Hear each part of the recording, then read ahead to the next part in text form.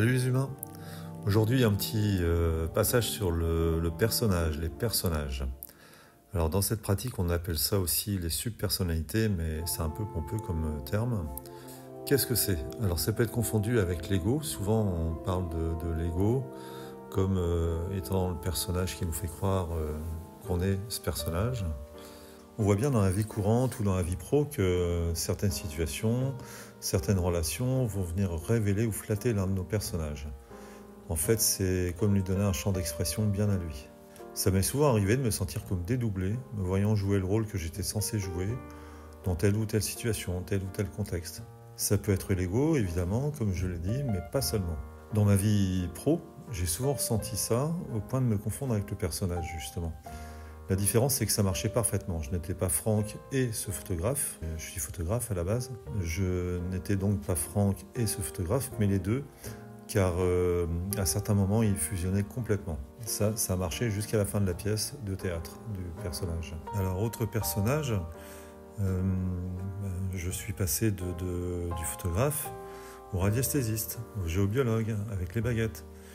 C'était comme passer du visible à l'invisible, et puis de la forme au fond. Mais finalement, ce fond a commencé à me dessiner des formes dans l'espace avec les baguettes.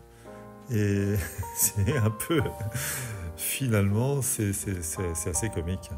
Des formes sans matière. Là encore, même si c'est sincère, ça reste un personnage. On dit subpersonnalité. L'idée, c'est de ne pas confondre son personnage avec ce qu'on est. Ça m'a aussi fait comprendre qu'on peut être le personnage joué par quelqu'un d'autre ou par d'autres énergies. Le personnage peut devenir la marionnette de quelqu'un d'autre, clairement, d'un système de croyance, d'un égrégore, tout en étant convaincu que c'est bien lui qui est aux manettes. Et en parlant de manettes, avec les baguettes, c'est une autre histoire. Se laisser guider, oui, mais par qui, par quoi, au risque d'être manipulé d'ailleurs, par son ego, par quelqu'un à l'ego plus puissant que le nôtre, par des énergies invisibles qui n'ont rien d'autre à faire que s'amuser avec nous. C'est là où on commence à apprendre le discernement. Donc avec les baguettes en main, j'ai appris à prendre un peu plus de distance pour appréhender, discerner ce qui est derrière cette guidance de l'invisible. Bon, rassurez-vous, je ne comprends pas toujours, mais le sentiment, la sensation, elles sont palpables. Au fond de soi, on apprend à faire la différence, même si le mental botte en touche. Bon, effectivement, dans mon expérience de photographe, j'avais déjà beaucoup appris concernant la prise de distance, avoir un pas de recul pour bien avoir conscience de mon environnement. Aux baguettes, c'est la même chose. Ici, par exemple, je joue mon personnage pour une raison très claire. Tourner une vidéo, qui n'a d'ailleurs pas enregistré le son. Ça ne m'empêche pas d'être à ce que je fais, mais quand le personnage devient trop présent, ça peut vraiment fausser les infos, ma neutralité et tout le processus. Donc s'il y a un enjeu dans cette pratique, c'est bien celui-ci, c'est de garder toujours la bonne distance, de ne pas trop plonger dans le personnage, de ne pas trop plonger dans les énergies non plus, au risque de se faire trimballer. Et c'est comme un jeu d'équilibriste, rester à sa place. En fait, il ne s'agit pas de se détacher de soi, mais du personnage qui en veut toujours plus pour se prouver qu'il est légitime, compétent ou je ne sais quoi.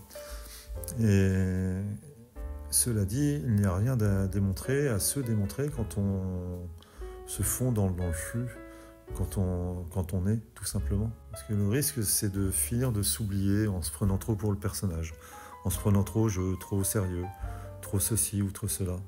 C'est là que ça déraille, en général. Je pense que le point de référence, c'est la joie, la légèreté, la sincérité. Et tout ça, ça nous aide à jouer plutôt que se prendre la tête, plutôt que se prendre pour ce ou ces personnages, justement.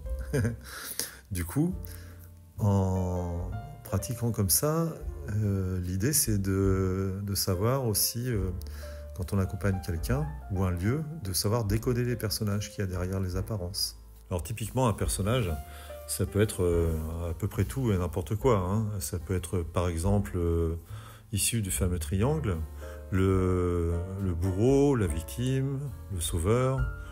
Ça peut être l'enfant abandonné, la sorcière, le sorcier, je ne sais quoi. Ça peut être vraiment tout et n'importe quoi. À un moment, j'ai même cru qu'il fallait que j'envoie paître tous mes personnages, ceux qui me limitaient, alors que j'ai compris qu'il suffisait de les remercier, comme des vieux amis avec qui j'ai fait un bout de chemin. Toujours pour exemple, le photographe, à un moment, j'ai vraiment essayé de le chasser de ma vie, comme pour passer à autre chose, changer de peau. Et c'était une énorme connerie parce que ce personnage, je l'aime bien, et puis c'était comme une façon de me renier moi-même. Alors que ce photographe, il est toujours présent, et puis je l'aime comme un vieux copain. Son expérience m'a beaucoup apporté, et elle continue à m'apporter. Ces personnages, la plupart du temps, ce sont des parts de nous-mêmes.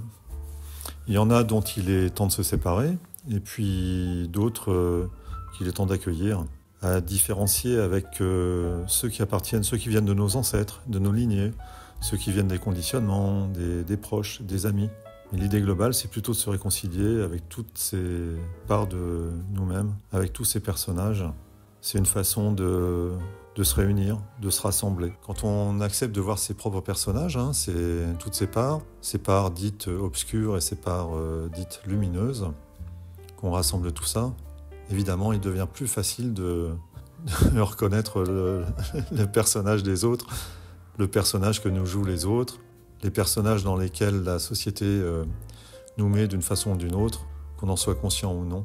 Donc il suffit peut-être de jouer, simplement de s'en amuser et de cesser de prendre tout ça, tous ces personnages tellement au sérieux.